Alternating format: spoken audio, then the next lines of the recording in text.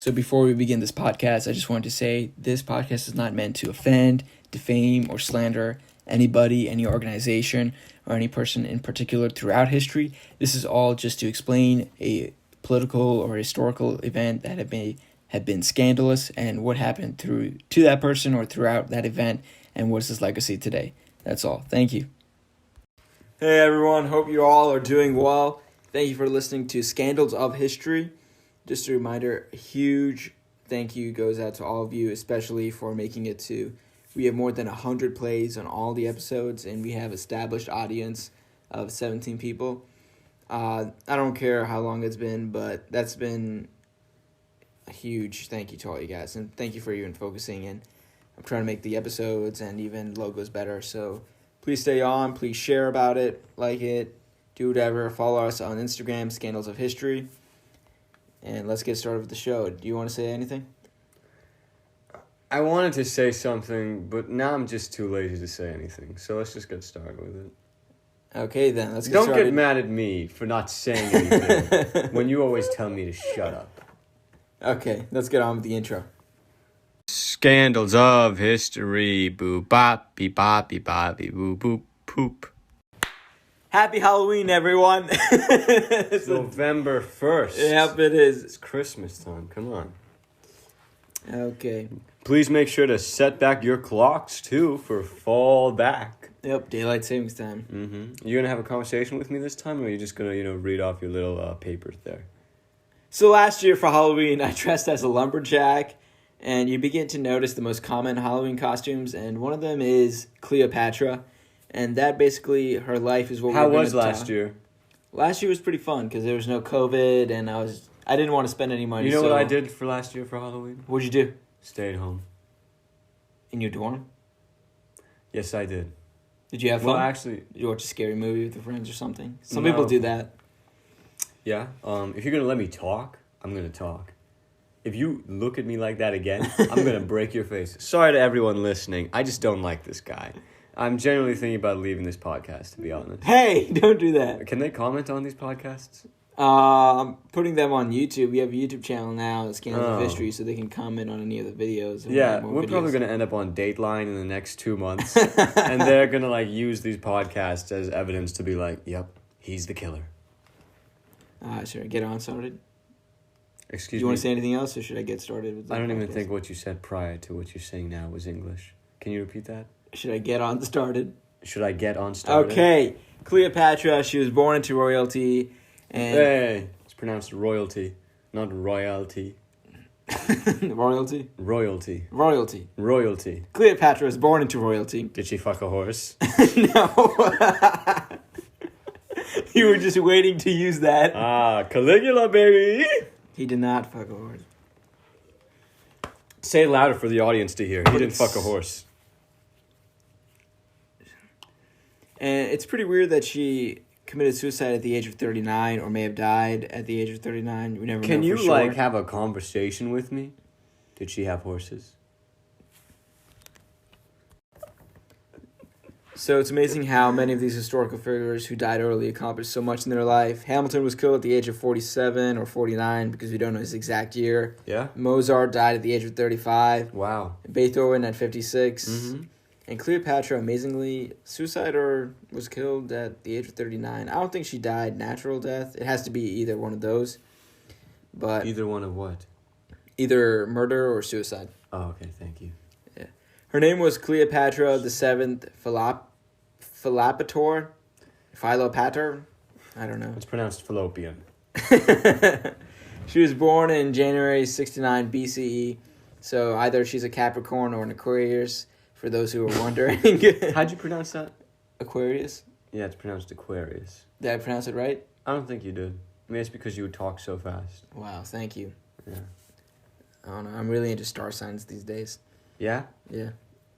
I don't care. Move on. She was born into royalty in Alexandria, Egypt. Her father was Ptolemy the 12th Alet. I don't know. I have trouble pronouncing names. And her mother was Cleopatra What's the father's name? Ptolemy. You mean colostomy? Like a colostomy bag? Yeah, you know those medical terms, don't you? Yeah. So when her father died, Cleopatra and her brother Ptolemy the 13th, were left to rule Egypt. She was 18 years old and he was around 10 years old, and they got married and ruled Egypt as co-regents. Around this time, Julius Caesar wanted to capture and kill Pompey, an enemy of his, and when he arrived in Egypt, Ptolemy the 13th handed the head of Pompey. Ptolemy believed this favor would lead to a strong alliance with Rome, and also he would kick out Cleopatra and rule Egypt for himself, and he made sure that Cleopatra and Julius Caesar had no contact. According to legend, Cleopatra instructed a servant to hide her inside a rug, rolled up the rug, and placed it in Caesar's chambers. She then unraveled the rug and appeared to Caesar in his chambers. Now, this is just a legend, and also remember that early historians wrote about her beauty and affairs and exploited her as a woman who was sleeping around and just known for using her beauty as a weapon. Yeah.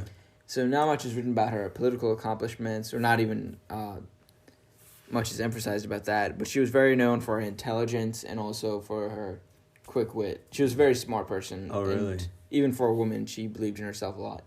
What do you mean even for a woman? Because women were very degraded around this time as being just good for birthing children and being a good wife. Oh, I thought that you were referring to the fact that you believe, women are just, inferior.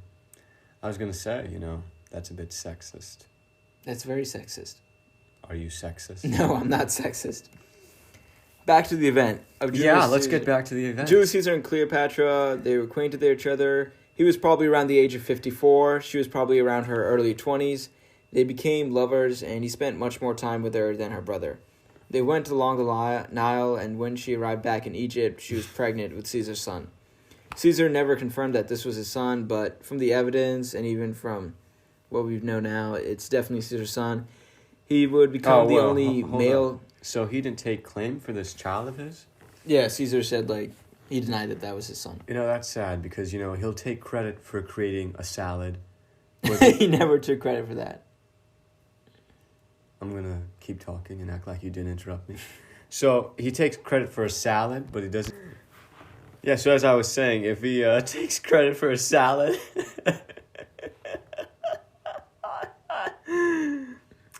I'm sorry to everyone listening. I know my laugh's annoying. Go on, please. So Caesar's son, that would eventually become the only male heir, as history tells. Do you have an issue? And his name was Ciceron.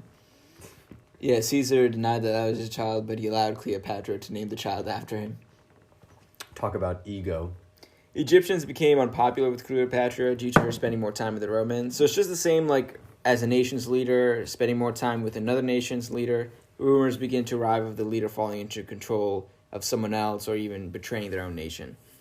Now, this definitely was not the truth. Cleopatra had in her own mind to protect and rule Egypt the right way, but also have Rome as another, an ally just in case anything were to happen.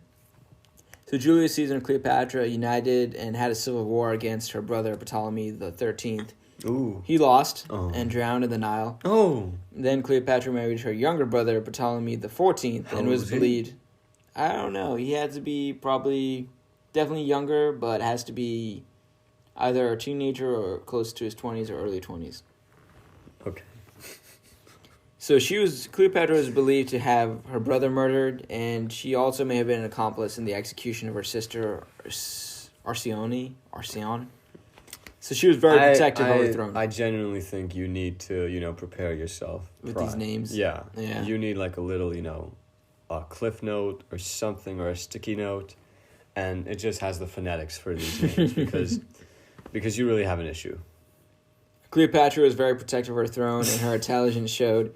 She spoke more than 10 languages, was educated in various subjects like math and philosophy.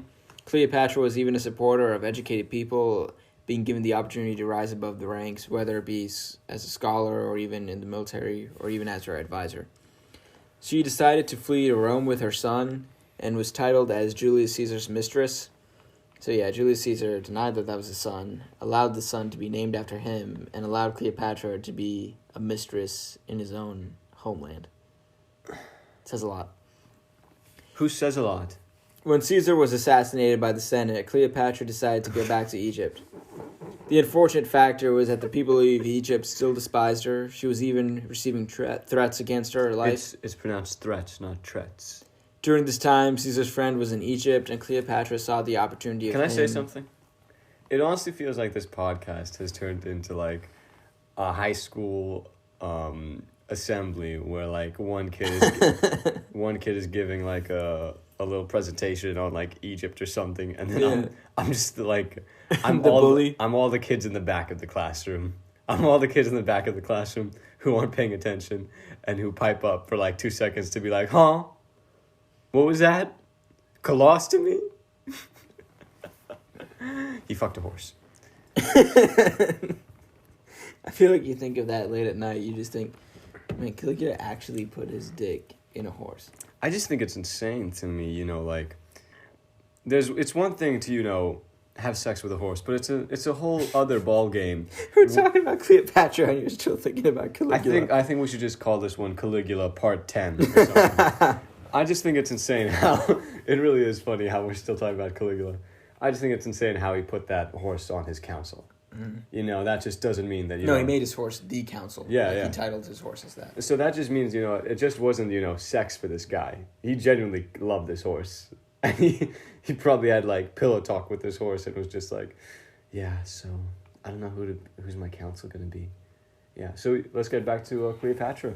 So during this time, Caesar's friend was in Egypt, and Cleopatra saw the opportunity of using him as providing her safety and even taking back power of Egypt.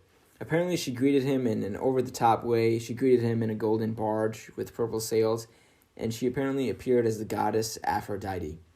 So Marc Antony and Cleopatra hit it off pretty quickly. They had 3 children after they were married, and Marc was spending a lot of time in Egypt, and this gave the chance to Octavian, one of the other rulers of Rome after Caesar was assassinated, to even show Romans how Marc Antony has betrayed his own people by spending more time in Egypt. But that wasn't the case again, just as a nation. You kind of see like history repeating itself, even with Iran's king, Shah Pahlavi. He was just spending more time in America because of his surgery, and then it was easy for Ayatollah Khomeini to use propaganda and make him look like betraying his own people. And really, these leaders were just trying to protect their own nation or even trying to take care of themselves and had no intentions of hurting their own people. History does repeat itself. So after they had 3 children, Octavian was planning to fight Marc Antony, and Cleopatra and Marc Antony were willing to fight back. Marc Antony eventually lost to Octavian. You probably know Octavian as Julius Caesar's nephew. He eventually changed his name to Augustus. So Is this Augustus Caesar? Yeah. So is he the one who made the salad? No. That was Caesar Cardini. I didn't ask for trivia. The war began, and in one strike, Octavian won, and Marc Antony killed himself by rumor falling on his sword or stabbing himself. Cleopatra heard the news, and this was probably the main reason she killed herself. There are rumors of her letting a poisonous cobra biting her and 2 servants killing themselves along with her, but it's true she committed suicide. It has to be suicide. If it's murder, it's sad because it's lost in history. But her son from Marc Antony, the oldest son, ended up becoming king of Egypt. Soon after Cleopatra committed suicide, there were rumors as to how this happened. She either locked herself up in a room, and an Egyptian poisonous cobra. Also, 2 servants had killed themselves to go in the afterlife with her. Now, this may be false. Maybe she killed herself the other way, but it's definitely true that some servants may have killed herself after she did or along with her, just so they can go to the afterlife, because Egyptians did do that. There was a grave found years ago that had coins with Cleopatra and Marc Antony's faces on it, and continues to be excavated. Sound it out. Excavated. No, you got this. Excavated. Say it again. Excavated. You pronounced it correct like 3 times ago. I just wanted to hear you say it. So It's pronounced asshole. There is no space in between. it's like when I was asking like Google, hey Google, what's the weather in Philly, Delphia? We're going on. They haven't found the bodies of Marc Antony or Cleopatra. Again, this podcast is available on Spotify and Anchor. Follow us on Instagram. That's your conclusion? Yeah. You have anything to say? I didn't really like that conclusion. I thought it was ending on a very somber note. I think it's best to learn from this. I'm sorry, I was just attacked by someone. That's why I'm so out of breath. If you're gonna beat me up, I'm gonna beat you up too. This is the most violent podcast in the world.